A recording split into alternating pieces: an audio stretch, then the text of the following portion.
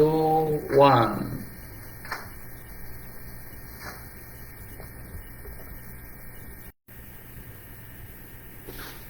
Shalom, shalom, aking mga kapatid sa pananampalataya. Ito na naman po yung kapatid ni si Roland na muli ay binibigyan ng rabay ng pagkakataon na makapangaral muli. Sa mga kapatiran po natin sa man po kayo naroroon, naway ang pagpapalang pangunawa at kaalaman ng Ama sa inyo. Naway kayo po ay mabigyan ng pagkakataon sa oras pong ito na muling marinig ang salita ng ating rabay. At kung kayo po ay nakahanda ng lagi po nating sinasabi, ano po? Ang maikling lapis ay mas mainam kaysa sa mahabang memorya. Alam po ninyo, sa pang-araw-araw na ginawa ng Ama, meron sa atin ang nakakaranas ng mga bagabag sa buhay. May mga nakakaranas sa mga suliranin, may mga nakakaranas sa mga pagsubok, at may mga kapatiran din naman po tayo na nagpapatutuo sa pagpapala ng Ama sa atin. Pero may mga pagkakataon na tayong lahat ay nasasadlak sa mga sinasabi nating mga balakid sa ating mga pananampalataya. At nawa, ang mga aral na ating maririnig magbigay sa atin ng kalakasan at kaalaman kung paano natin haharapin ang mga dumarating sa atin sa ating pang-araw-araw na buhay. Dahil ang pamagat po na ibinigyan ng aral ng rabay ay fight, flight, or freeze. Lumaban, tumakbo, o magitla.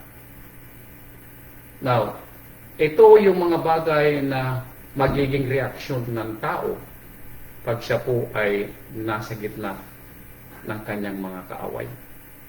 At alam natin ng kwento na sa bawat mananampalataya, tayo po ay nakikipaglaban hindi flesh and blood, kundi tayo po ay nakikipaglaban sa Espiritu na ito ang kinakasangkapan ng ating kaaway para tayo ay mag-give up sa ating mga pananampalataya, palamigin ng ating mga maiinit na pananatili sa pananampalataya.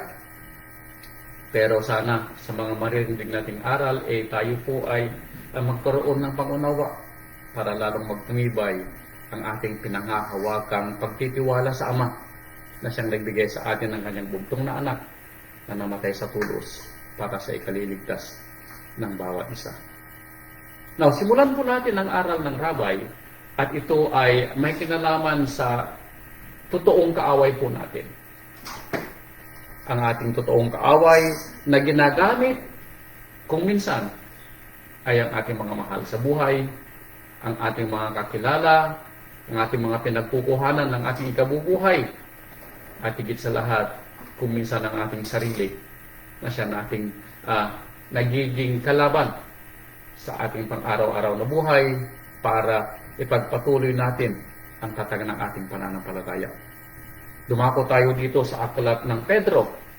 Unang Pedro chapter 5 verse 8 ay dito natin mababasa kung sino talaga yung ating tunay na kaaway na dapat nating bantayan, pangilagan kung kailangan pangilagan, at kung may mga pagkakataon labanan ng harap-harapan.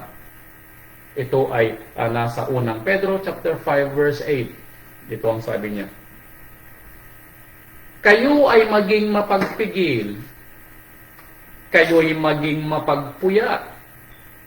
Ang inyong kalaban na dyablo, na gaya ng liyong umuungal, ay gumagala na humahanap ng masisila niya. Now, ito po ay pinag-iingat tayo ng ating Apostol Pedro na tayo daw, sabi niya, ay magpigil. Now, sino ang magpigil? Tayo. Meaning sa ating mga sarili. Magdahan-dahan tayo sa ating mga pananalita. Magdahan-dahan tayo sa ating mga desisyon. Hindi kailangan dito yung pagiging agresibo sa ating pang-araw-araw na buhay. No po? Parang, kung maalala nyo ang kwento na ibinigay sa atin pag tayo ay tatawid sa release ng tren. Now, alam niyo po yung tatlong salita kapag ikaw ay dadaan sa release ng tren? Stop, sabi niya, look, and listen.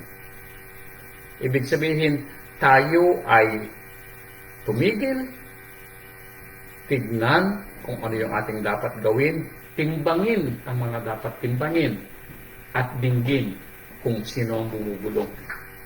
Ang kaaway ba na demonyo, na yung umuungal, o ang ama na pabulong na nagsasalita kung ano ang dapat natin gawin. So tatalasasin natin ng kwento kung bakit sinabi ng rabbi na flight, ano po, fight or freeze. Ano po? Tayo po yun. It's either tayo daw ay lalaban, tayo ay tatakbo, o tayo ay magigitla. Dito po sa aklat ng Mateo, Mateo 26, verse 41, may sinasabi po ang ating apostol Mateo sa tatalakayan nating kwento. Mateo 26, verse 41. 26:41. Sabi po niya, 26:41, kayo'y magagpuyat at magsipanalangin. Now, sabi niya kanina sa Pedro, kayo magpuyat. Now, hindi sabing magpuyat, ikaw ay gising hanggang alas 2 ng madaling araw, katulad ng ginawa naming mag-asawa nung nakaraan. Dahil sa kapapanood namin ng Korean telenovela, inabot kami ng alas 2 ng madaling araw dahil yung asawa ko ayaw tumigil. Hindi po ganoon ang pagpupuyat na sinasabi dito sa Biblia. Pag sinabing magpuyat, magbantay. Bantayan ang iyong sarili sa paggawa, sa pananalita, at sa pag-iisip kung ito ba ay ayon sa iyong pananampalataya. Yun ang sinabing pagpupuyat. Dahil kailangan nating bantayan ang ating mga sarili, bantayan ang ating mga mahal sa buhay, sa ating mga asawa, kung tamang kanilang mga ginagawa, sa ating mga anak, kung tamang kanilang mga sinasalita, sa ating mga apo, kung tayo ba ay tamang magiging mabuting halimbawa para sa kanila. Magpuyat, sabi niya, at magsipanalangin. Bakit? Upang huwag kayong magsipasok sa tukso. Bakit? Ang espiritu sa katotohanan ay may ibig, datapwat mahina ang laman. Totoo po yun. Ano po? The spirit is willing, sabi nga niya, but the flesh is weak. Tayo po, yung weak. Yung espiritu natin gustong lumaban. Yung espiritu natin matatag dahil ito'y sumasang-ayon sa espiritu ng Ama. Pero yung ating laman na siyang nagiging dahilan sa paggawa ng kasalanan, yun ang mahina. Kaya dapat nating bantayan ang ating sarili. Dapat nating maunawaan kung paano tayo magre-react. Paano tayo magdedesisyon. Paano tayo kikilos sa harap ng mga dumarating na ibibigay ng kalaban sa atin para tayo ay lumaban, para tayo ay tumakbo, o para tayo ay magitla. So dito natin maunawan, mga kapatid ko, ano po? Dahil sa ating pang-araw-araw na buhay ay maunawaan natin ng kwento na may mga pagkakataon na ganito yung ating magiging reaksyon. Puntahan natin dito sa aklat ng Lucas, chapter 22, verse 46. 22:46, sabi niya dito sa aklat ng Lucas, 22:46, ito ay kwento sa mga apostol ng rabbi nung ang rabbi ay nananalangin sa Getsemani at isinama niya ang kanyang piling mga apostol para siya'y samahan doon sa Getsemani. Nananalangin ang rabbi at sinabi sa kanyang mga alagad, maghintay kayo din at ako ay mananalangin. Pero tignan natin ang ginawa ng kanyang mga alagad. Lucas 22 verse 46. Sabi niya, at sinabi sa kanila, bakit kayo nangatutulog? Magbangon kayo at magsipanalangin. Bakit? Upang huwag kayong magsipasok sa tukso. Nung sabi niya, habang ang rabay ay nananalangin dahil doon sa pagsubok na inihanda ng Ama para sa kanya, ang kanyang mga alagad na inaasahan niya na mananalangin kasama niya, anong nangyari sa kanila? Sila'y tulog.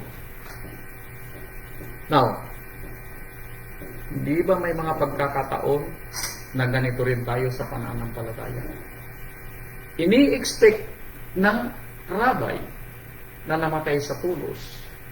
Sa aral na ibinigay niya sa atin, sabi, magpuyat kayo.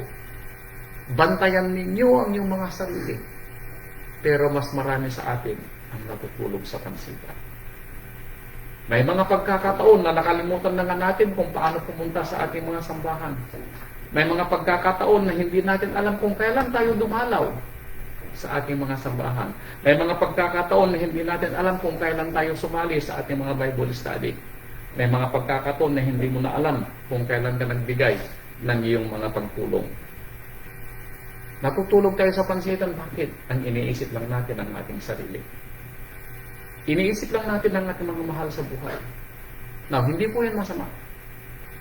Pero alalahanin din po sana natin na tayo ay nilikha ng Ama, hindi lang para sa ating sarili, hindi lang tayo nabubuhay para sa atin, kundi nabubuhay din tayo para sa iba.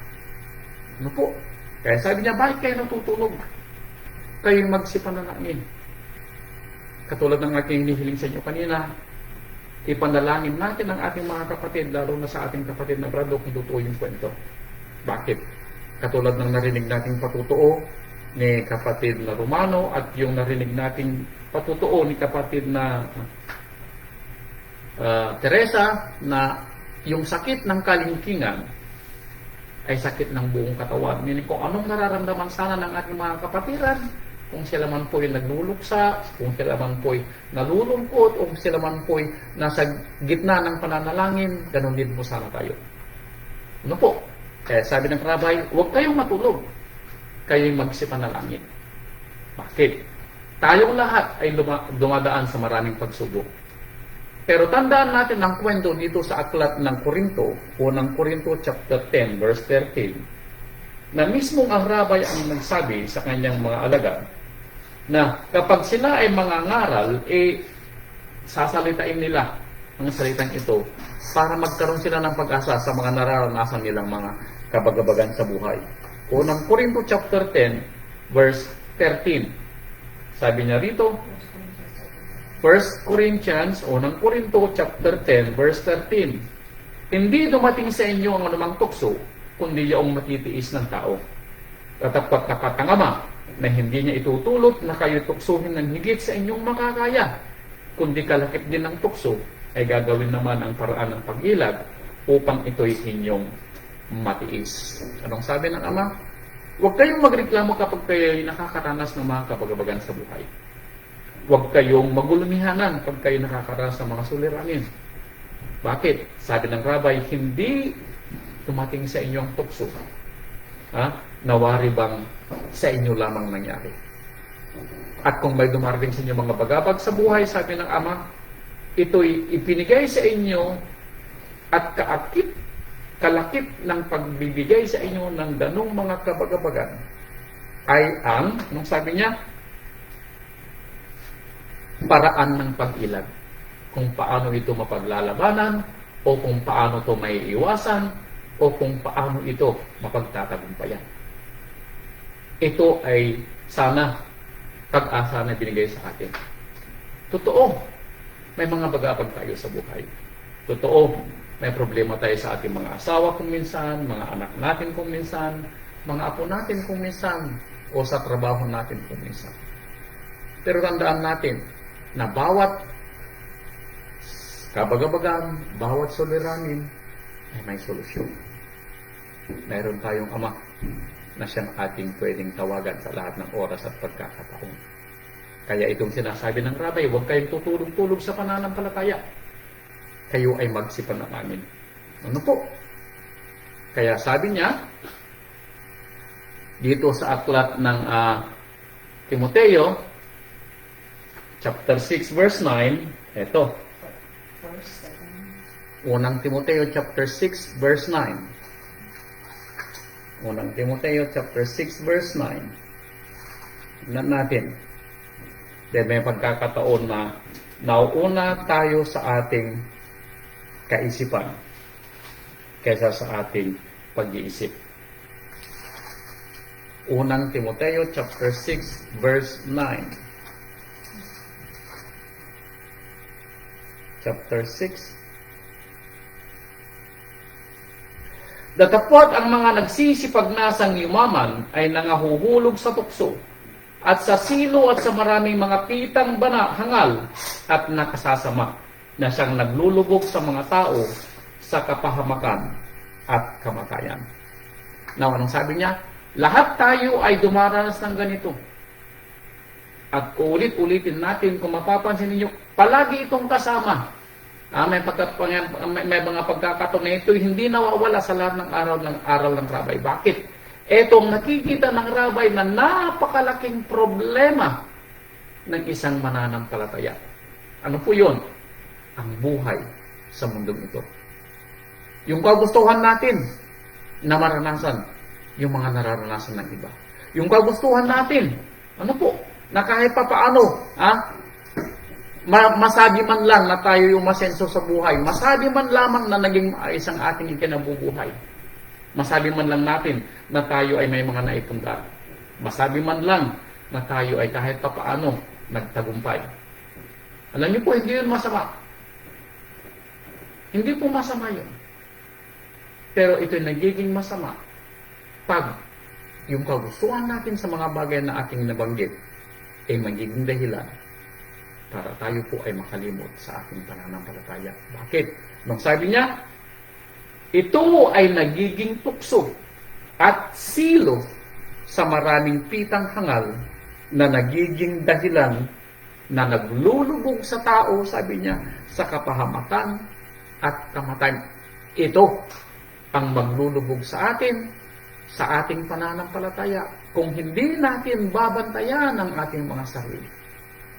Kung tayo tutulog-tulog, hindi natin napapansin, dinadaya na pala tayo ng ating mga sariling kaisipan. Dinadaya na pala tayo ng ating mga pangarap sa buhay. Dinadaya na pala tayo ng ating mga kagustuhan. Ito ang maglulubog sa atin. Ano po? Kaya sabi niya, dito sa aklat ng Santiago, chapter 1, verse 12. Kaya kapag kayo'y may mga bagabag sa buhay, financially, emotionally, spiritually, lalong-lalo na siguro sa financial, ano po? Pero sabi dito sa Santiago, chapter 1, verse 12, mapalad ang taong nagtitiis ng tukso, sapagkat pagkasubok sa kanya, siya ay tatanggap ng putong ng buhay na ipinangako ng rabay sa mga nagsisiibig sa kanya. So, sa mga nakakaramdam ng mga kabagabagan sa buhay, kung siya ay nagtagumpay, nung sabi niya, siya ay tatanggap daw ng putong na ipinangako ng rabay. So, tatalasasin natin ngayon yung mga kwento na inihanda ng rabay sa atin, kung paano natin kakabakahin, kakalabanin. Ano po? Kung paano natin bibigyang pasya ang mga bagabag na nararanasan natin sa buhay, mga pagsubok, mga tukso na darating sa atin. Puntahan natin ng kwento ng ibinigay ng rabay na pwede nating maging aral sa ating buhay, na pwede nating ipangaral sa ating mga mahal sa buhay, pwede nating gawing halimbawa sa buhay na ito. Maalala niyo ang kwento ni Jose. Now, maraming mga pagsubok ang naranasan si Jose. Andyan yung siya'y ibinenta ng kanyang mga kapatid, pinagtagkaan siyang patayin. Mula sa pagiging paborito, siya'y pinadala sa Ehipto, ibinenta ng 20 pirasong pilak. Siya'y kahalintulad ng rabay na ibinenta naman sa 30 pirasong pilak. Pero hindi doon yung kwento na kinuha ng rabay. Ito yung kwento ng ang ating kapatid na si Jose ay napunta sa Ehipto at naging mayordomo ni Potifar na kapitan ng sundalong Ehipto. ito ay kwento dito sa Genesis chapter 39. Kaya ang tanong anong gagawin ni Jose? Siya ba ay lalaban? Siya ba ay tatakbo? O siya ba ay magigitla? Ano po? Pag sinabing magigitla, meaning ikaw ay na-overwhelmed at ikaw ay nagpadala doon sa agos ng tubig. Kung ano yung nakita mo, yun na yun. Ano po? Genesis chapter 37.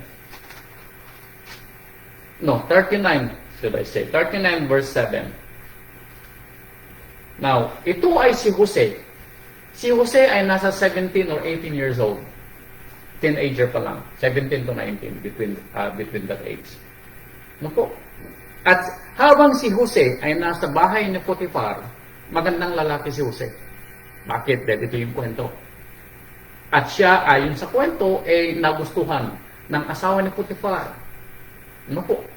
Kaya sabi dito sa verse 7, ang kwento mismong asawa ni Potiphar ang nagsabi kay Jose na siya ay sumiping sa kanya dahil wala ang kanyang asawa. Now, ito ang sabi ni Jose, verse 7. At nangyari pagkatapos ng mga bagay na ito, na tinitigan si Joseph ng asawa ng kanyang amo at sinabi, sipingan mo ako. Nung sabi ng asawa ng kanyang amo, sipingan mo ako. Now, si Jose ay mayordomo. At ayon sa kwento, habang wala si Potiphar na kanyang amo, si Jose yung tagapamahala sa lahat ng kanyang pag-aari, maliban sa kanyang asawa. So, kung bibigyan natin ng diin, ano po, sa ating panahon, ano kayang gagawin natin? Wala yung amo, ikaw yung mayordomo, at may tukso sa harapan mo. Tayo ba ay lalaban, tatakbo, o magigitla? Anong ginawa ni Jose? Verse 8. Datapwat! Anong ginawa ni Jose? Siya'y tumanggi. Siya'y tumanggi. At sinabi niya sa kanyang asawa ng kanyang amo, narito ang aking amo ay hindi nakikialam sa akin tungkol sa nasa bahay. At lahat ng kanyang tinatangkilik ay pinapamahala sa aking kamay. Walang sino mang dakila kaysa sa akin sa bahay na ito. Walang ipinagkait sa aking anumang bagay, kundi ikaw lamang. So meaning lahat ay pwede kong panghawakan, pwede kong pakialaman. At ako ang pinakamataas sa bahay, maliban sa iyo. Now, sapagkat ikaw ay kanyang asawa, paano ngang aking magagawa itong malaking kasamaan at kasalanan laban sa iyong asawa? Tama? Yung ba sinabi ni Jose? Kanino daw siya magkakasala? Sa asawa ng babae na si Potiphar? Kanino siya magkakasala? Sa kanyang Elohim. Now, kung mapapansin natin mga kapatid, dito natin maunawaan na ang anumang ating mga nagagawang kasalanan sa tao o kung kanino pa man, ayon sa kwento, hindi ito kasalanan sa kanila. Bakit? Dahil hindi sila ang nagbigay ng kautusan at salita kung paano natin malalaman ng kwento kung ito'y kasalanan. Kanino nang galing ang kautusan? Para maunawaan natin ang kwento kung ano ang kasalanan sa ating Ama at nag-iisang Elohim. So anong ginawa ni Jose? Nang maalala ito ni Jose, now, bakit ito naalala ni Jose? Bakit alam ni Jose na bawal ang makiapid? Even in the beginning, bago pa man lumabas ang kwento ng kautusan sa aklat ng Exodus. Kanino niya nalaman? Maaaring nalaman niya sa kanyang amang si Jacob. At maaaring si Jacob ay nalaman niya sa kanyang amang si Abraham. At si Abraham ay nalaman niya sa kanyang mga ninuno. So kung mapapansin natin yung responsibilidad ng ating mga magulang, ng ating mga lolo at lola na nag-alaga sa atin, nangaral sa atin, sa kanila mga panahon. At ito'y minana natin. Ito yung responsibilidad natin, mga kapatid, na mga magulang. Na aralan natin ang ating mga anak sa aral ng Ama, sa salita ng Ama, upang kung sila man ay matatanda na, hindi nila ito makalimutan. Ito hindi nakalimutan ni Jose, bagamat si Jose ay napalayo sa kanyang ama. Anong ginawa ni Jose? Tumakbo si Jose. Ayon sa kwento. Bakit? Dahil ang tukso ay nasa harapan niya. At sa paligid niya ay pag-aari ng kalaban. Hindi pwedeng magitla si Jose, dahil kung nagitla si Jose, nagulumihanan at hindi niya alam ang kanyang gagawin at that moment, sa tingin ninyo, sino mangingibabaw? Mangingibabaw ang kanyang laman. Ito yung sinasabi kanina. Ano po? The spirit is willing, but the flesh is weak. Kung walang naalalang kwento si Jose sa salita ng Ama, hindi naging ganun sana ang kwento ng buhay ni Jose. Nag-iba sana ang kwento ng lahing Israel. Pero dahil sa alam ni Jose ang kwento ng salita ng Ama na maaaring narinig niya sa kanyang amang si Jacob, meron siyang nasalita. At dahil dito, naiwasan niya ang patibong ng kalaban. At kung mapapansin ninyo, ang kalabang dyablo ay hindi lumalabas sa harapan natin na may dalawang sungay at may buntot. Ang dyablo na may mga pagkakataong lumalabas sa atin ay mas maganda pa sa ating mga inaasahang mga pangyayari sa buhay. Ang dyablo dito na kumakatawan ay ang magandang asawa ni Potifar na iniwasan ni Jose. Sa ating mga buhay, maaaring ang promosyon sa ating mga trabaho na siyang magiging dahilan para tayo hindi makapagsamba sa araw ng Sabat. Yung ating mga pangarap sa buhay na maglalayo sa atin sa pag-aaral sa salita ng Ama. Yung ating mga pangarap sa ating mga anak ang maglalayo sa atin para tayo'y sumamba. Yung mga pangarap natin sa buhay na sa ating pag-unawa hindi masama. Pero at the end of the day, ito ay magiging silo sa atin. Ano sabi niya kanina sa Lucas, sa Timoteo.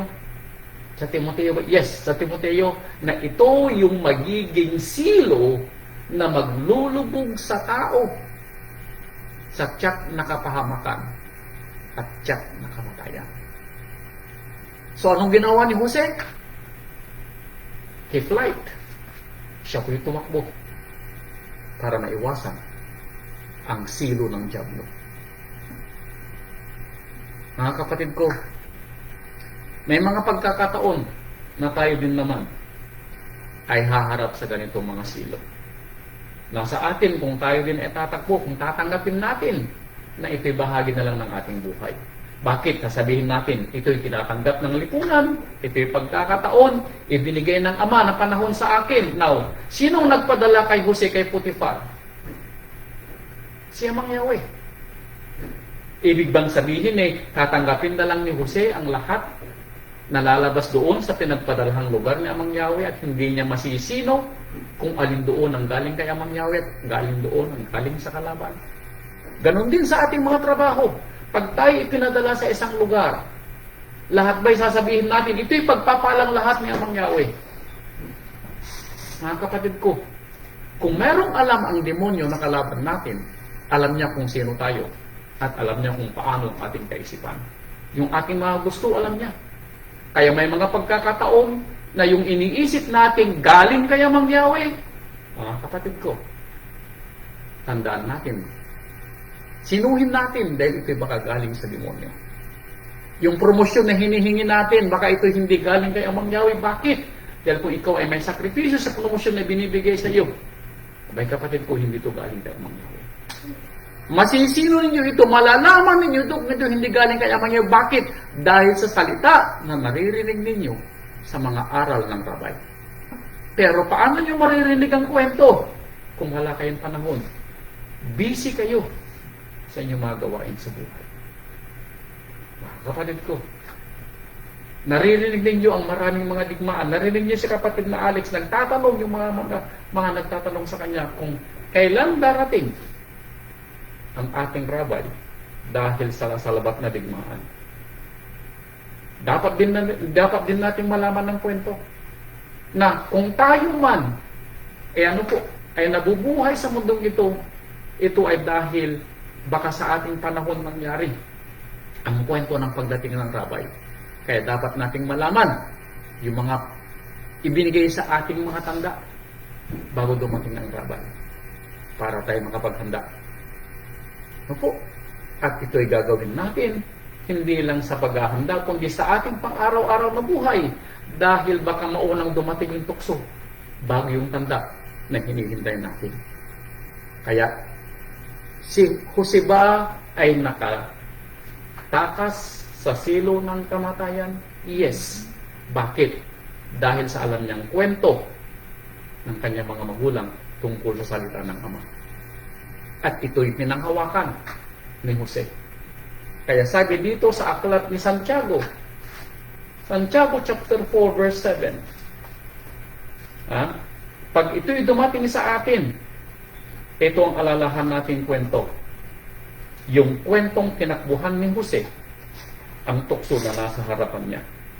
At ito ang ibinigay na salita ng ating Ama sa kwento ni Jose. Santiago chapter 4 verse 7. Sabi niya, pasakop nga kayo sa Ama, datapwat magsisalangsang kayo sa dyablo, at tatakas siya sa inyo. Nung sabi niya, magpasakop kayo sa Ama, at magsisalangsang kayo sa dyablo, at tatakas siya sa inyo. Ano po? In this case, dahil hindi mo kayang takasa, hindi nauna yung diablong tumakas sa iyo. Nauna ka, is the same thing. Naghiwalay kayo ng diablo. At hindi ka nasaling ng diablo. Bakit? Ikaw ay nagpasakop sa salita ng Ama. At anong salitang naalala ni Jose? Bakit ako magkakasala sa aking Ama na kukunin kong asawa ang isang babaeng may asawa na? Kung hindi ito alam ni Jose, nagkasala sana si Jose. Kanino siya nagkasala? Nagkasala ba siya kay Potiphar? No. Nagkasala siya kay Amang Yahweh. Mga kapatid ko, pag may ginawa tayong mali, hindi ito kasalanan sa ating mga asawa. Hindi ito magiging kasalanan sa ating mga anak. Hindi ito magiging kasalanan kung kanino pa man. Ulitin ko, ito yung unat higit na kasalanan natin doon sa nagbigay ng salita na huwag nating gawin ang mga bagay na ito. Bakit? Dahil ito'y kasalanan. Tandaan natin mga kapatid ko, ano po? Fight, flight, or freeze. Sumunod na kwento, si Haring David. Now, anong kwento ni Haring David ang kukunin ng Rabay? Nung si David ba ay nakipaglaban sa mga kalaban niya para mapanatili ang kanyang kaharian? Yung ginawa ba niyang pagtakas kay Saul nang siya'y tinutugis para hindi siya mapatay? O yung kanyang paggitla nang makita niyang hubot-hubad si Bathsheba? Alin dito sa tingin ninyo ang kukunin ng Rabay na kwento? Yung pagtakas ni David kay Saulo, kaya siya hindi napatay? O yung paggitla, meaning he was freeze, meaning hindi niya alam kung anong kanyang gagawin at siya ay nagpadala na lang sa Agos. Alin dito yung kwento na kukunin ng Rabay? Tama kayo. Ito yung kwento ng si David ay nagitla. At anong nangyari? Kayong nakakaalam ng kwento, ano po? Pangalawang Samuel, chapter 11. Now, bibigyan natin ng diin, bagamat ito'y nalaman nyo na yung kwento pa ulit-ulit, pero bibigyan diin ng Rabay ulit kung paano gagawin ng tao sa gitna ng mga kabagabagan, ng mga suliranin, at ng mga tukso. Pareho lang yung kwento. Ano po? Si Jose, na teenager, tinakasan yung tukso. Hindi siya nagpadala sa tukso. Si David na hari, ano po? 40-something years old. Naku, sino kaya naging mas matalino? Si Jose o si David? Alam niyo, sometimes, wala sa edad. Huwag niyo pong sabihin na bata ka pa. Huwag mong sabihin na matanda na tayo sa pananam. No, wala po sa edad. Wala po sa nalalaman. Nasa pagkakataon. At sa panahon, meaning that moment, na nasa gitna ka ng kabagabagan, nasa gitna ka ng sinasabing tukso, anong gagawin mo? Ikaw ba'y mag-free freeze? Ikaw ba'y lalaban? O ikaw ba'y tatakbo?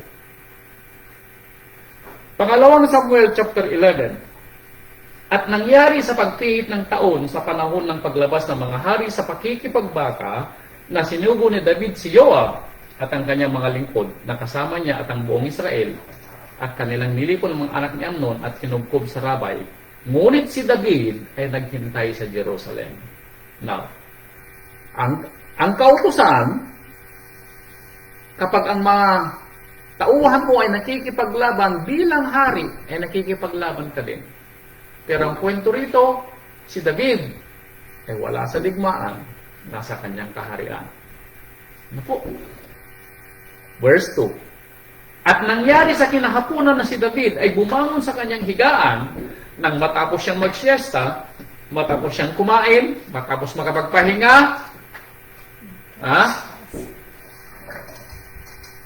umakyat sa bubungan ng kanyang palasyo, pinagmamasdan ng kanyang nasasakupan, and then all of a sudden, may nakikita siya sa bubungan. Isang babaeng naliligong hubot-hubat sa pampublikong paliguan. Na ganito yung kwento noon. No po, dahil ang tubig ay hindi libre sa lahat ng mga lugar. May kanya-kanya lang lugar yung dapat pag-ipunan ng tubig. Kaya yung tubig doon, doon na rin yung tinatawag na pampublikong palinisan, meaning panglilinis ng katawan. At nakita niya ang isang babaeng naglilinis ng katawan. Ano po? At nang makita niya ito, nang sabi niya, ang babae ay totoong napakagandang pagmasdan. Now, dito pa lang ano po, kung tayo ay tumanda na sa pananampalataya, si David ay sinabing may pusong ama. Bakit? Bata pa si David, ay pinili na siya ng ama. Bata pa si David, kumakanta na siya ng mga kantang para kay Amang Yahweh. Kaya marami siyang mga nidkang mga awit. Saan man siya pumunta, kasama niya si Amang Yahweh. Kaya siya naging hari. Siya'y sinupil. Ano po sinupil? Siya'y pinagbintangan ni Saul, hinabol para patayin. Pero siya iniligtas ni Amang Yahweh. Maraming digmaan ang nakalipas kay David, pero siya buhay iningatan ng ama. Na sa pagkakataong ito, makakaiwas kayo si David sa harapan ng isang babaeng sa kanyang paningin ay napakaganda. Now, not to mention mga kapatid, 6 na ang asawa ni David dito. 6 na yung asawa niya. So imagine natin, sometimes ang tao ay walang, anong sinasabi natin? Walang satisfaction. Ang tao ay walang satisfaction. Kaya kung mapapansin ninyo, ang tao, sa atin na lang panahon, ano po, kulang sa atin yung isa, 2, 3, 4, sobrang dami, sometimes hindi natin alam kung kailan natin, na hindi na natin kailangan bilangin. Puntahan natin yung ating mga closet. Ayan. Ang dami nating damit. Ano? 2 buwan tayong hindi maglalaba, may susuot pa tayo. Tingnan natin yung ating mga sapatos. Ang dami nating mga sapatos. Ano po? Yung ating mga closet. Sobrang dami. Hindi natin alam kung alin ang isusuot. Pero bili pa rin tayo ng bili. Sa ating mga pera, yung libo hindi nahuhusto, nagiging milyon. Yung milyon hindi nahuhusto, nagiging bilyon. And then at the end of the day, yung bilyon hindi nahuhusto, magiging trilyon. Alam niyo po ba dito sa Amerika, yung 4 na pinakamayayaman tao ay aabot ng $1 trilyong. 4 na tao lang po yun. Ano po? Now, gaano karami yun? Maski mabuhay po sila ng 1,000 years, hindi po sila mauubusan ng pera. Sa kanilang pang-araw-araw na buhay lamang. Ano po? Now, si David may 6 na. Pero humusto ba si David? Nang makita niya ang babae, anong ginawa ni David? Verse 3, nagsugo si David at nagpasiyasat tungkol sa babae. Tinanong kung sino yung babaeng nakita niya na napakaganda sa kanyang paningin. At sinabi ng isa, hindi ba ito ay si Bathsheba, na anak ni Eliam, na asawa ni Uriah, ng Hitteo? Now, doon pa lang dapat ding, ding, ding, ding, ding, ding, ding. Bakit? Si Bathsheba ay may asawa. Now, kung narinig sana ni David yung kwento ni David, kung narinig sana ni David yung kwento ni Jose, abay maaaring, never mind, may asawa pala. Sana ano? Pero hindi. Instead na labanan ni David, instead na takasan ni David, nagitlak si David. Meaning, nagpadala sa agos si David at hinayaan niya na ang kanyang laman na po ang mangibabaw sa oras ng kanyang sinasabing pagsubok. Anong nangyari na makita niya si Bathsheba na napakaganda sa kanyang paningin? Bagamat maganda, sino ba yung maganda rito? Na kinuha niyang asawa mula kay Nabal. Maganda si Abigail. Maganda si Mikum, yung anak ni Saul. Mikal, magaganda yung mga asawa ni David. Bakit? Marunong pumili si David. Pero mas nagandahan siya doon sa may asawa. Kaya nung ginawa niya, verse 4, at si David ay nagsugo ng mga sugo at kinuha siya. Kinuha niya si Bathsheba na kanyang asawa at sinipingan. At siya'y pinauwi sa kanyang bahay. Now, kanino nagkasala si David? Kay Uriah? Sa pagkuha niya kay Bathsheba? Hindi po. Nagkasala siya doon sa nagsabing, huwag mong kukuning asawa ang asawa ng iyong kapwa. Doon siya nagkasala. At alam po niyo ang kwento? Ano po? Hindi po alam ni David na kasalanan niya. Bakit? Nagpatuloy pa rin si David sa kanyang buhay araw-araw. Nalaman lamang niya ang kwento na siya ay nagkasala nang dumating ang salita ni Amang Yahweh sa kanyang propetang si Nathan at sinabi niya ang kwento. Now, dito natin mauunawaan na sometimes ang tao ay hindi kayang tanggapin na mali ang kanyang ginawa. Ganon din tayo. May mga pagkakataon na kasalanan na natin pero hindi pa natin tinatanggap. Itinatanggi pa natin. Bakit sinasabi natin sa ating sarili, hindi natin kasalanan ang ating ginawa? Nauunawaan lang natin ang kwento na kasalanan natin kapag nakarinig tayo sa aral. Doon natin naunawaan na kasalanan pala yung ating nakita, yung ating narinig at yung ating nagawa. Ano po? Ang kagandahan sana kung aayusin natin ang ating sarili. Pero may mga pagkakataon na hindi. At ipinagpipilitin natin na tama ang ating ginawa. Huwag naman sana. Ayon sa kwento, sinabi na Nathan, yung kwento na ang ginawa ni David ay kasalanan. At alam niyo ang nangyari? Ito masakit sa verse 8 na sinabi ng ama sa pamamagitan ng propeta Nathan. Chapter 11, Pangalawang Samuel chapter 12 verse 8. Dito na nangyari yung kwento. Chapter 12 verse 8. Ito ang sabi ni Amang Yahweh sa pamamagitan ni Nathan. Ano po? Ibinigay ko sa iyo ang bahay ng iyong hari. Meaning yung kaharian ni David, ni Saul, ay ibinigay kay David na pumalit na hari. Yun ang ibig niyang sabihin. At ang mga asawa ng iyong ari sa iyong sinapupunan. Sabi mo kasi, 6 na naging asawa niya. At ibinigay ko sa iyo ang sangbahayan ng Israel at ang Yehuda. Yes, dahil siya ang ginawang hari ng 2 lahi. Ang lahi ni Yehuda at lang lahi ni Israel, meaning yung 10 hapit, yung 10 tribo. At kung totoong kaunti pa ito yung sinabing masakit na naman Yahweh. Ibinigay ko sa iyo ang kaharian ni David, ay ni Saul. Binigyan kita ng 6 na asawa. Ibinigay ko sa iyo ang pamamahala ng 12 lahi. Ano pang hihilingin mo, David? Iyon ang sinasabi ng Yahweh. At kung ito'y kulang pa, itong sinabi, at kung ito'y kulang pa, kung sakasakali sa iyong pangunawa, David, ay kulang ang palasyo ni Saul. Kulang ang iyong mga asawa. Kulang ang iyong panunungkulan. Anong sabi niya? Ay dadagdagan pa kita ng gayong bagay. Dadagdagan pa kita kung yan ang kulang. Ibig sabihin sinasabi sa atin ito ng ating Ama, na kung tayo'y magkakasala dahil sa ating mga kagustuhang hihingin, at dahil sinasabi natin sa ating sarili, kulang yung ibinibigay na pagpapalan ng Ama, alam niyo mga kapatid, the reason being, bakit tayo nagkakasala? Dahil sa pag-iisip natin na kulang yung ating mga tinatamasa. One way or the other, yun ang dahilan. Tayo ay nagkakasala dahil sinasabi natin kulang ang pagpapalang ibinibigay ni Amang Yahweh. Kaya maski araw ng Sabado, ginagamit natin sa paggawa.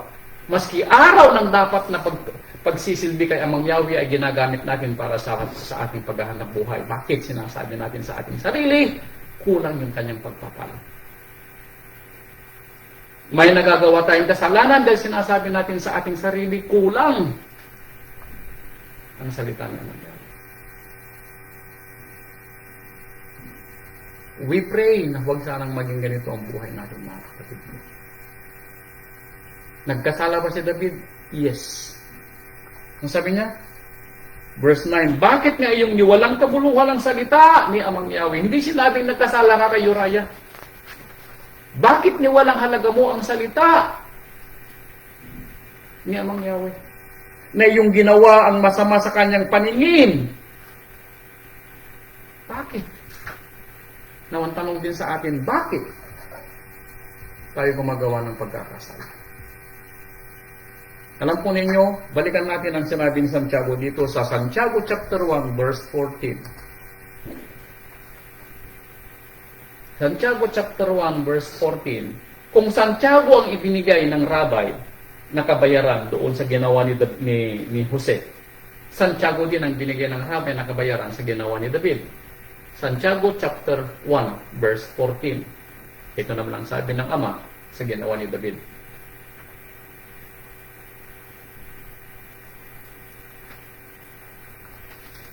Ang bawat tao ay natutokso pagka nahihila ng sariling masamang pita at nahihikayat. Masamang pita at nahihikayat. Nang makita ni David ang isang babaeng hubot-hubad at kanyang, ang sabi niya, pinag-isipan ng masama. Yun yung kanyang masamang pita. At nahikayat siya dahil ipinatawag niya kung sino yung babaeng kanyang nakita. Ano po? And then, dahil siya ay hari sa kanyang pangunawa na magagawa niyang lahat ng kanyang gustong naisin, siya nagpadala sa kanyang kahalayan. Sabi niya, kung magkagayon ang kahalayan, kung may paglihi, ay nanganganak ng kasalanan. Nakita ni David, pinagnasaan niya, kinuha niya, sinipingan niya, nagkasala siya. Alam niyo mga kapatid, walang pinag-iba ito sa atin sa mga nagagawa natin sinasabi nating kasalanan sa ating Ama. Na kung mapapansin niyo, isinasama ko ang aking sarili. Hindi ko sinasabing kayo, kundi sinasabi kong tayo, yung kasama ko. Ano po? Tayo ang nagkakasala sa ating Ama. Hindi sa tao tayo nagkakasala, kundi sa ating Ama na nagbigay sa atin ng aral para maunawaan natin ng kwento. Ano po? Na sa ating pang-araw-araw na buhay,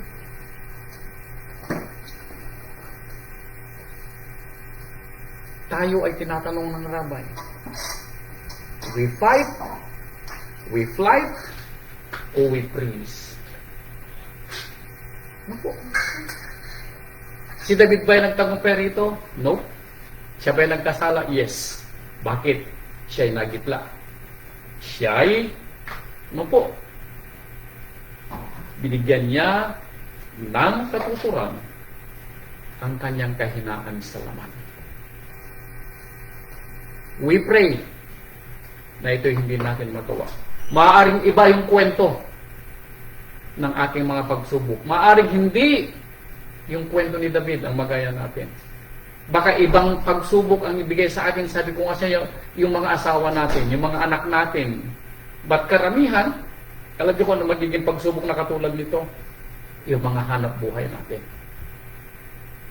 Yun ang magbibigay sa atin ng mga ganitong mga pagkakataon kung ano yung pipiliin natin. We fight, we flight, or we freeze. Sasabihin kaya natin, ginawa akong hari niya mangyari para gawin ang gusto kong gawin. I-justify ba natin yung gawa natin? Ako'y ginawa niya manghari na mayordomo sa bahay ni Potifar, gagawin kong aking gusto. Yun ba yung gagawin natin? Ako ay binigyan ng ama ng aking trabaho, kaya pwede kong gawin ang gusto kong gawin. Ako ay binigyan niya ng promosyon, kaya tatanggapin ko ang promosyon na binigay sa akin.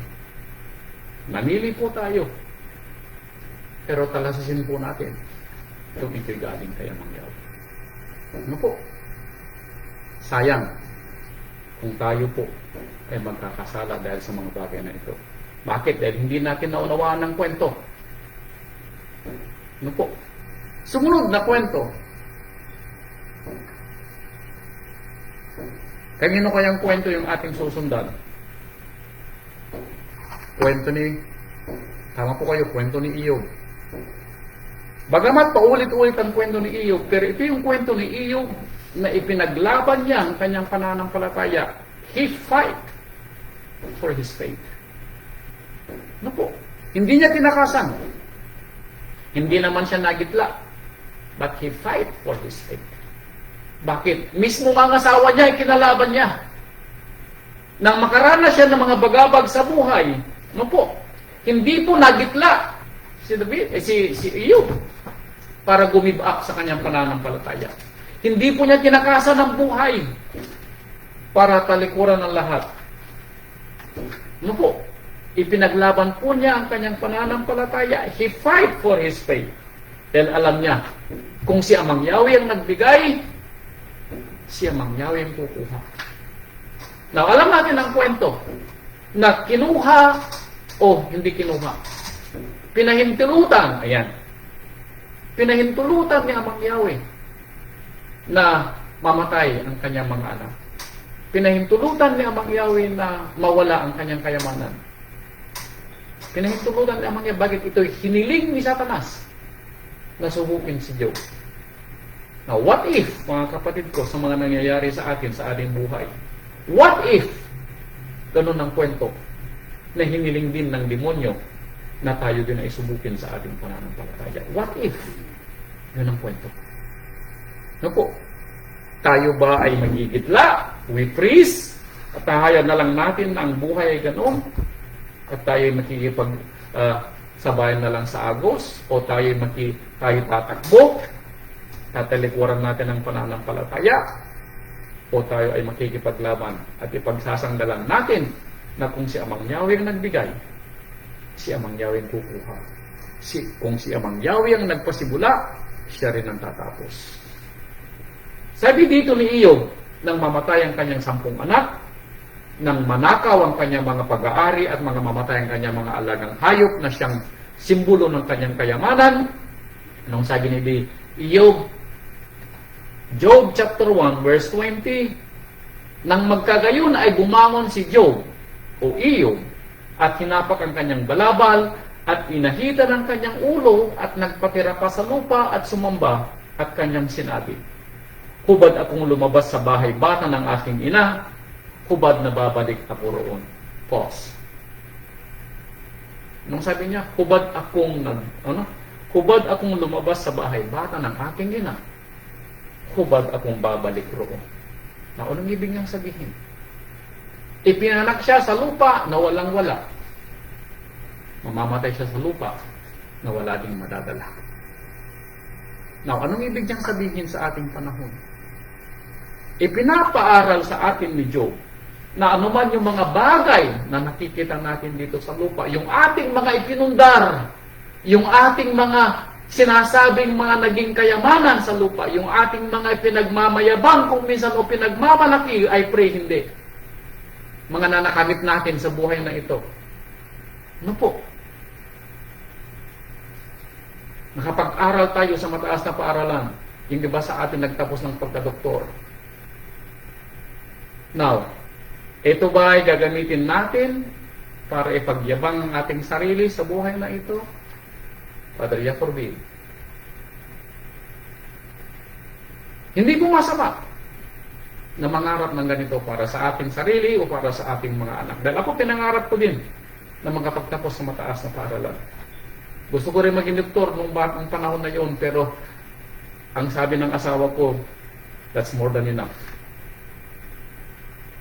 Ang aking sinasabi, ano man yung nakamit natin sa buhay na ito, ano man yung ating naipundar, ano man yung ating mga mabibili, yung ating mga closet na punong-puno ng mga damit, sino makikinabang after us?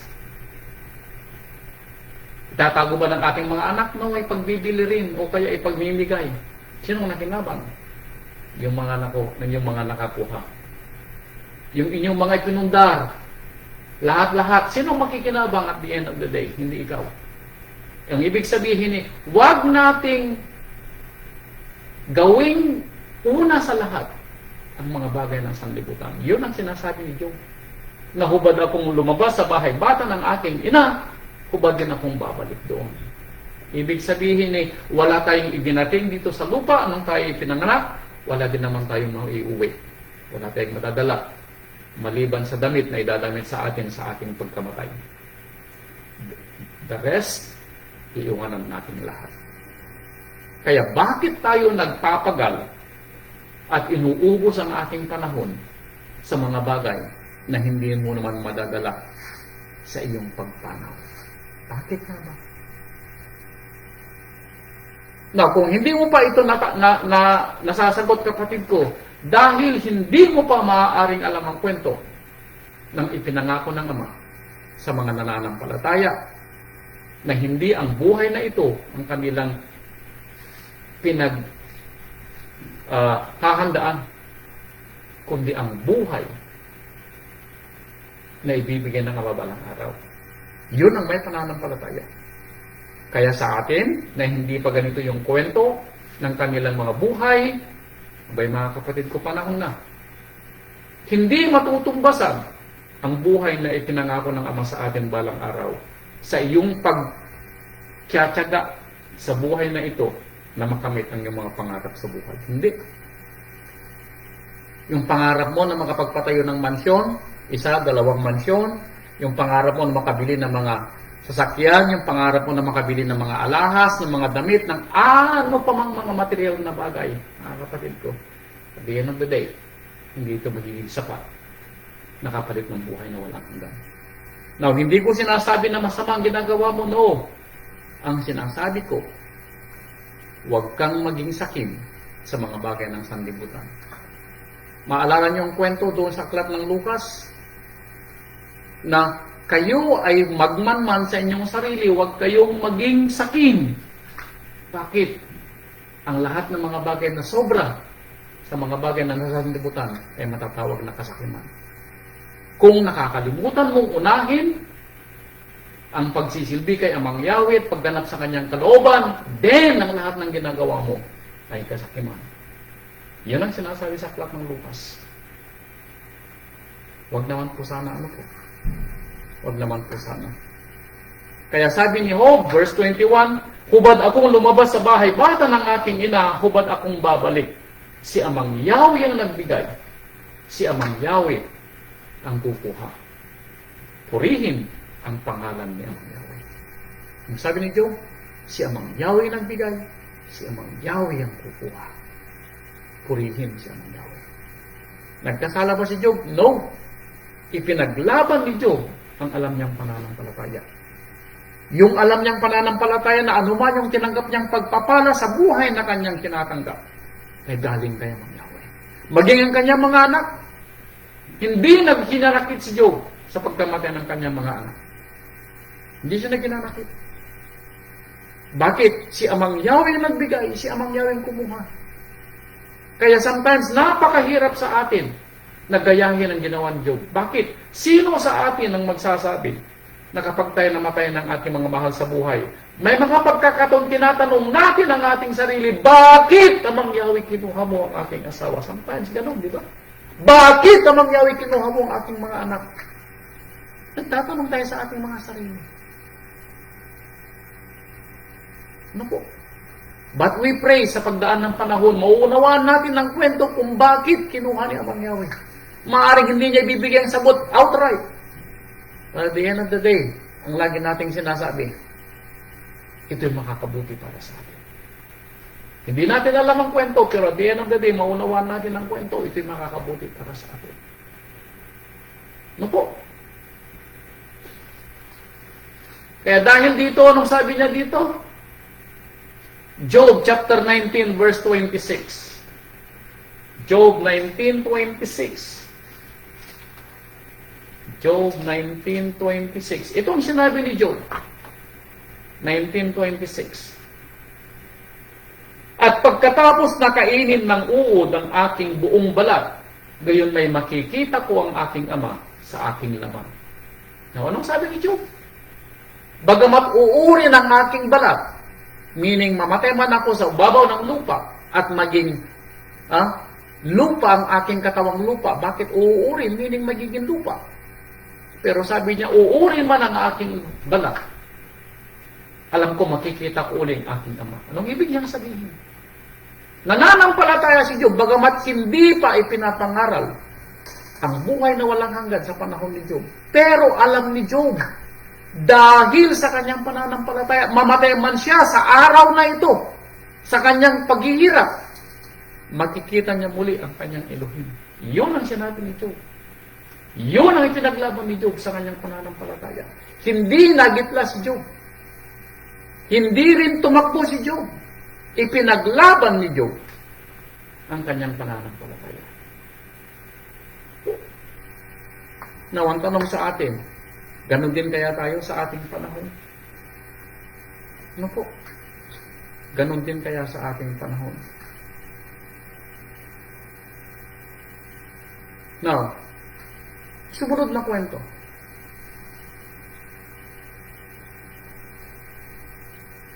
Yung paboritong, hindi sa paborito, hindi.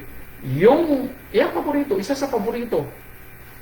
Although dalawa yung masasabi nating paborito ng rabbi sa kanyang mga apostol. Si John yung isa, at sino yung isa? Ha? Sino ang kanyang isang paborito maliban kay John? Si Mateo. Si Mateo ba? Hindi. Si Pedro. Si Pedro. Now, bakit isinama ng rabbi si Pedro? Dahil may makuha tayong aral. Kung si Jose ay tinagpuhan niya ang tukso para hindi siya makaranas ng tukso. Kung si David ay nagitla at tinayaan niya ang kanyang laman na magkasala. Kung si Job, ipinaglaban niya ang kanyang pananampalataya. Ano ang kwento ni Pedro? Now, ang kukunin ng rabbi na kwento nung panahon ng rabbi ay hinuli at panahon na para siya bitayin at ipako sa tulos. Now, ang kwento rito, nang sinabi ng rabbi na siya mamamatay, sinabi ni Pedro na, maski saan ka pumunta, maski sa kamatayan o sa kulungan, ay sasamahan kita. Now, nung dumating ang kwento na kailangan patunayan ni Pedro, yung kanyang sinasalita, Now, siya ba ay lumaban? Siya ba ay tumakas? O siya ba ay nagitla? Mateo 26, verse 69. 26:69. Nakaupo nga si Kefa o Pedro sa labas ng looban at lumapit sa kanyang isang alilang babae na nagsasabi, "Ikaw man ay kasama ng mga taga-Galilean si Yeshua." Natapwat si Pedro ay kumaila sa harap nilang lahat na sinasabi, "Hindi ko nalalaman ang sinasabi mo." 71. At paglabas niya sa portiko ay nakita siya ng ibang alila at sinabi sa mga roon, "Ang taong ito ay kasama rin ni Yeshua na taga Nazaret." Pedro, muling kumailang may sumpa, "Hindi ko nakikilala ang tao." Pangalawa. Verse 73. At pagkaraan ng sandali ay nagsilapit ang nangatayo roon at kanilang sinabi kay Pedro, "Sa katotohanan ikaw man ay isa rin sa kanila sapagkat ipinakikilala ka ng iyong pananalita." Verse 74. Nang magkatoy nagpasimula siyang manungayaw at manumpa. Now, imagine ninyo na ang isa sa paborito apostol ng rabay, nabuhay na kasama ng rabay, kumain, natulog for 3.5 years. Alam niyo po bang sa panahon ng kasama niya ang rabay, mas marami pong panahon yung loob ng 3.5 years na kasama ni Pedro ang rabay kaysa sa kanyang asawa. Mas maraming panahon na kasama ni Pedro ang rabay kaysa sa kanyang asawa. May asawa po si Pedro. Pero mas maraming panahon na iniiwanan niya ang kanyang asawa para makasama ng rabay. Ganon siya napamahal sa rabay. At ganon niya minahal ng rabay. Kaya nung sinasabi ng rabay na siya papatayin, sinabi din ni Pedro, "Sasama ko sa iyo maski saan, sa kulungan o sa kamatayan." Pero sinabi ng rabay, "Ipagkakatulong mo ko ng 3 ulit." Now, nung dumating yung pagsubok kay Pedro, lumaban ba si Pedro? O tinakasan ni Pedro ang kanyang pananampalataya?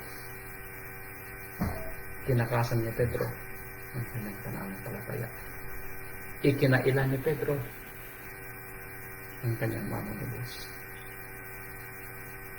Sa panahon ng ating magiging pagsubok sa pananampalataya, tatalikuran kaya din natin ang ating pananampalataya?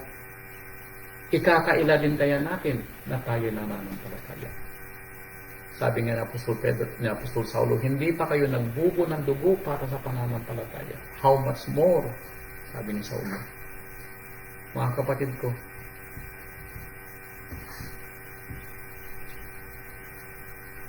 tayo ay tinatanong ng rabay kung ano ang ating magiging pagpapasya sa araw ng ating mga kabagabagan. Sa kwentong ipinakita sa atin, ipinaunawa sa atin, alin kaya sa 4 na kwento yung magiging kwento natin balang araw? Matuto tayo sa kwento ni Jose. Matuto tayo sa kwento ni David.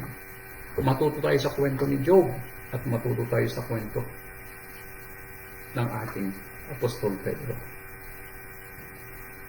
Kaya sabi dito sa Santiago chapter 1, sa anumang mga pagsubok na dumating sa ating kabagabagan o tuksuman, sabi dito sa Santiago, alam nyo, itong si Santiago ay kapatid ng ating rabay. Ano po? Jacob o Santiago ay kapatid ng ating rabay. Santiago chapter 1 verse 2. "Mga kapatid ko, ariin ninyong buong kagalakan kung kayo mga hulog sa sari-saring tukso." Kagalakan daw pag tayo natukso. Natukso ng kahit na anong mga kabagabagan sa buhay. Matukso sa anumang mga kagustuhan natin. Bagamat ito'y nagiging balakid sa ating pananampalataya, ito'y tukso sa atin. Bakit? Para patunayan kung hanggang saan ang ating pananampalataya, ang ating sinasampalatayanan. Pag ito daw ay nararanasan natin ng mga kabagabagan sa buhay, at kung tayo man ay nasa gitna ng ating mga kabagabagan, sabi niya, Ariin ninyong buong kagalakan kung kayo nangahulog sa sari-saring tukso. Yamang nalalaman na ang pagsubok sa inyong pananampalataya ay gumagawa ng pagtitiis. May nangyari bang mabuti sa nagawang kasalanan ni David? Yes. Humingi ng kapatawaran si David. Bagamat maraming naranasan si David, nakabayaran ng kanyang kasalanan, pero at the end of the day, nagtiis si David. Bakit? Tiniis ni David nang magahasa ang kanyang nag-iisang anak na babae. At ang gumahasa ay ang kanyang sariling anak din. Tiniis ni David nang magtakaya ng kanyang dalawang anak. Tiniis ni David nang hinabusan ng kanyang sariling anak. Tiniis lahat ito ni David. Tiniis ni David nang asawahin ng kanyang anak ang kanyang mga asawa sa ituktok ng kanyang palasyo. Tiniis lahat ito ni David. Bakit? Dahil binayaran ni David ang kanyang kasalanan. Pero dahil sa pagbayad niya na yun, lalong umigting ang kanyang pagpapala. Naramdaman niya na mas lalo siyang napalapit kay Amang Yahweh. May napala ba tayo doon sa kwento ni Pedro? Yes. Bagamat itinatwa ni Pedro ang ating rabbi for 3 times. Ano po? Siya naman yung naging Pangulong Apostol. Dahil nang matapos siyang magsisi, napatunay na sa kanyang sarili. Ano po? Na worthy. Ano po? Na ibigay niya ang kanyang buhay para maipangalandakan ang ginawang aral o ang ginawang buhay ng rabbi. Namatay din siya sa pananampalataya. At ayon sa kwento, siya po ay nagpabitay ng pabaliktad. Dahil sinabi niya sa mga bibitay sa kanya, hindi ako karapat-dapat na mabitay na gaya ng ating Mesaya. Yan ang sinabi ni Pedro ng ating salita. So makikita natin mga kapatid ko, na anumang dumarating sa ating mga pagsubok sa buhay ay gumagawa ng pagtitiis. At inyong pabayaan na ang pagtitiis ay magkaroon ng sakdal na gawa upang kayo'y maging sakdal at ganap na walang anumang kakulangan. So ang mga nararanasan natin mga kapatid ko, it's a blessing. Bagamat may mga pagkakataon ng ating mga sinasabing blessing na sinasabi ko, hindi blessing sa inyong mga pangunawa. Maaaring ito ay magiging dahilan para kayo ay magtanong kung tama nga ba ang nararanasan ninyong mga kabagabagan. Kung anong gagawin sa araw ng mga kabagabagan. Pero at the end of the day, sabi niya, ito ay magiging pagpapala sa atin upang tayo maging sakdal sa pananampalataya. Ito ang sabi niya sa Hebrew chapter 12 verse 11. Hebrew 12:11, ito ang sabi. Hebrew 12:11, lahat ng parusa, lahat ng pagsubok, lahat ng kabagabagan sa ngayon, ay tila man din hindi ikaliligaya kundi ikalulungkot. That is true. That is true. Gayon may pagkatapos, meaning after na tayo magtagumpay or after na tayo po ay subukin. Ano po? After. Gayon may pagkatapos, sabi niya, ay namumunga ng bungang mapayapa ng katwiran sa mga nagsipagsanay sa pamamagitan nito. This is a practice, sabi ng sumulat ng Hebrew. Pag sinabing practice, meaning dapat nating sanayan ang ating mga sarili sa ating pananampalataya. Bakit? Sa lahat ng mga nananampalataya ay makakaranas ng mga pagsubok. Tandaan niyo po yan. Bakit? Itong sinulat sa atin na mangyayari sa atin. Kaya sabi niya sa verse 12, kaya't itaas ninyo ang mga kamay na nakababa at ang mga tuhod namang nanginginig. Itaas ninyo, sabi niya. Bakit?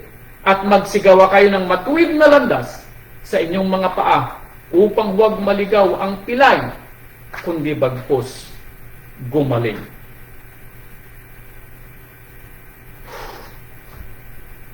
Mga kapatid ko, lagi nating sinasabi, Sa ating may pananampalataya, it's not walk in the park. Hindi ibinigay sa atin ang pananampalataya with ease. Kaya kayo ay huwag maging complacent sa inyong pananampalataya. Huwag tayong maging tutulog-tulog sa pananampalataya. Tandaan po natin, hanggat hindi natatapos ang kwento ng ating buhay, tayo po'y mapagpigil. Tayo po'y mapagpuyat. Bakit? Ang dyablo na ating kaaway ay parang yun, na umuungal at naghahanap ng masisila. At sino ang kanyang pwedeng silain? Yung mga natutulog, yung mga hindi nagbabantay, yung mga kampante. Ano po? Kaya sabi niya dito sa unang Pedro chapter 1 verse 6 verse 6 ba? Verse 6. Na ito ang inyong totoong ikinagagalak, bagamat ngayon sa sandaling panahon, kung kailangan, ay pinalumbay kayo sa mulit-muling pagsubok. For a while, sabi niya, kayo susubukin. Upang ang pagsubok sa inyong pananampalataya ay lalong mahalaga kaysa ginto na nasisira, bagamat ito'y sinusubok sa pamamagitan ng apoy, ay masusumpungan sa ikapupuri at ikaluluwalhati at ikararangal sa pagpapakahayag ng ating Rabbi, Yeshua HaMashiach. Verse 7. Oh, nabasa ko naman verse 7.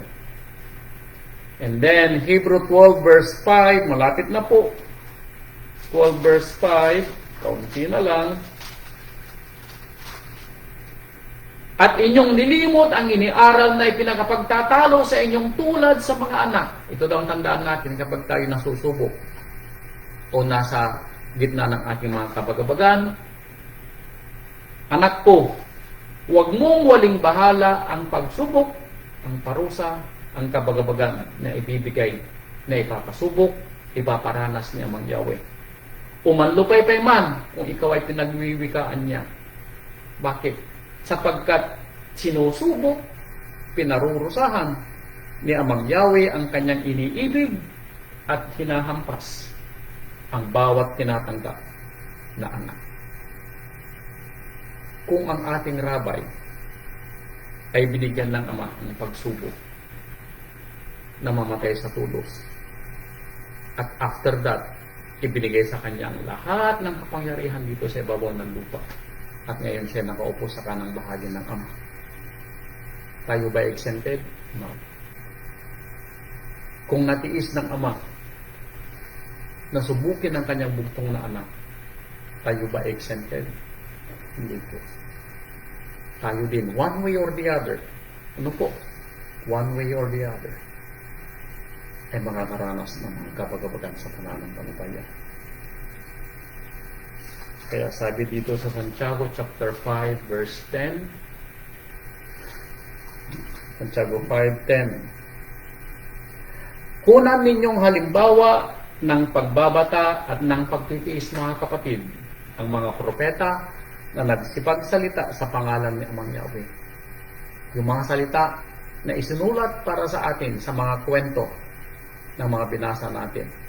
Si Joseph, si Job, si David, at yung mga propeta, ang mga apostol, isinulat yun para sa atin. Para tayo matuto. At maituwid natin ang ating buhay sa panahon na ito. Narito, tinatawag nating mapapalad ang nagtitiis. Inyong nabalitaan ang pagtitiis ni Job. So hanggang dito, nasulat ang kwento ni Job. Nabalitaan ninyo ang pagtitiis ni Job, at inyong nakita ang pinapangyari ni Amang Yahweh, kung gaanong lubos na pagkahabag at ang pagkamawain ni Amang Yahweh. Kaya huling salita niya ito sa iklat ng Efeso chapter 6 verse 11. Efeso chapter 6 verse 11.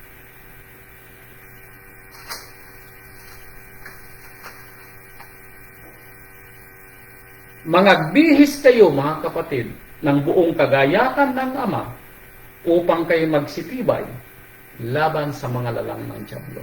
Sabi niya, para hindi magtagumpay ang dyablo katulad ng ginawa ni Jose na tinakbuhan ang tukso. Katulad ng ginawa ni Job na pinaglaban niya ang kanyang pananampalataya. Bakit? Dahil sa aral na narinig nila mula sa Ama. Hindi nila kinalimutan yung aral. Ganon din sana tayo. Kaya sabi niya, magsipagdinis kayo ng buong kagayakan ng Ama. Ano yung kagayakan ng Ama? Ang kanyang salita. Para tayo, sabi niya, ay magsitibay laban sa mga lalang ng dyablo. Sapagkat ang ating pakikipagbaka ay hindi laban sa laman at dugo. It's not flesh and blood, yung sinabi ng Rabbi in the beginning.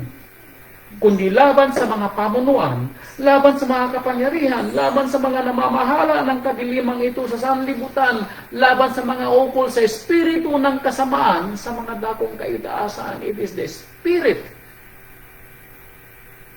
of sin, spirit of flesh. Yun ang ating kalaban.